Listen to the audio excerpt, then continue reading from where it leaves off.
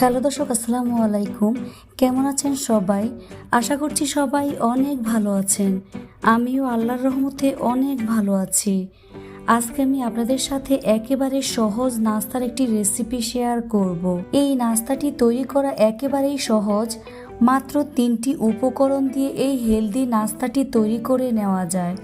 আশা করছি আমার আজকের এই রেসিপিটি আপনাদের কাছে সহজ মনে হবে এবং ভালো লাগবে। তো চলুন রেসিপিটি দেখে নিচ্ছি।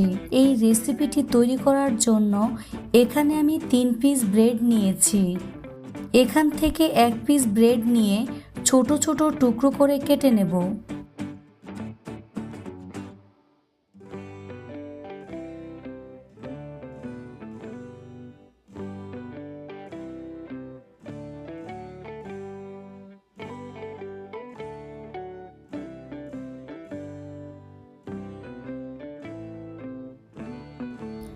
ব্রেডগুলোকে ঠিক এইরকম ছোট ছোট টুকরো করে কেটে নেব।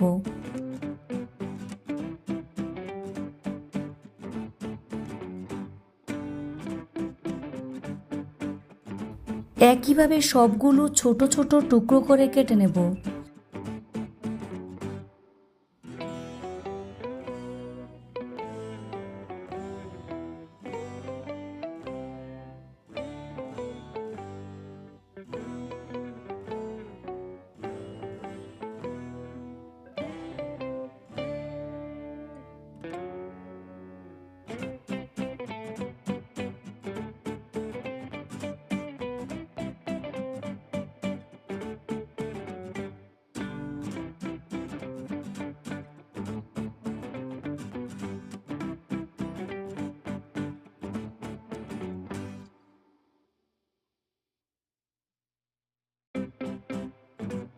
তো ব্রেডগুলোকে এইরকম ছোট ছোট টুকরো করে কেটে নিয়েছি।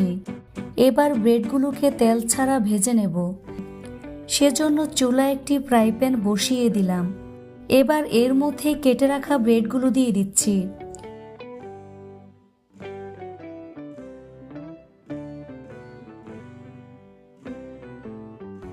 এবার চুলার আঁচ একেবারে কমিয়ে 5 থেকে 6 মিনিটের মতো ব্রেডগুলোকে ভেজে নেব। ব্রেডগুলো দেওয়ার পর অনবরত নেড়ে চেড়ে দিতে হবে, তাহলে সবগুলো ব্রেড সমান করে ভাজা হয়ে যাবে।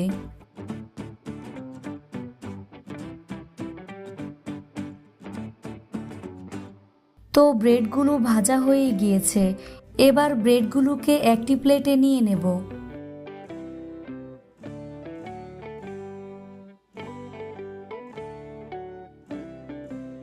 একই ফ্রাই প্যানের মধ্যে 1 চা চামচ পরিমাণে চিনি দিয়ে দিচ্ছি। এবার চুলার আঁচ মিডিয়াম হাই হিটে রেখে চিনিটাকে রেখে দেব। চিনিটাকে ক্যারামেলের কালার করে নেব। ক্যারামেলের কালারটা আনার জন্য অবশ্যই সাদা চিনিটাই ব্যবহার করবেন।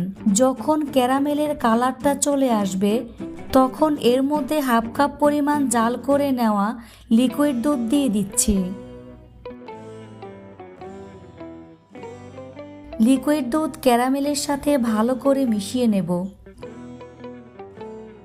যতক্ষণ পর্যন্ত না ক্যারামেল দুধের সাথে মিশে যায় ততক্ষণ পর্যন্ত নাড়তে হবে। নাড়তে নাড়তে যখন ক্যারামেল দুধের সাথে মিশে যাবে এবং দুধটা কমে অর্ধেক হয়ে যাবে তখন এর মধ্যে ভেজে রাখা ব্রেডগুলো দিয়ে দিচ্ছি। ব্রেড দুধের সাথে ভালো করে মিশিয়ে নেব।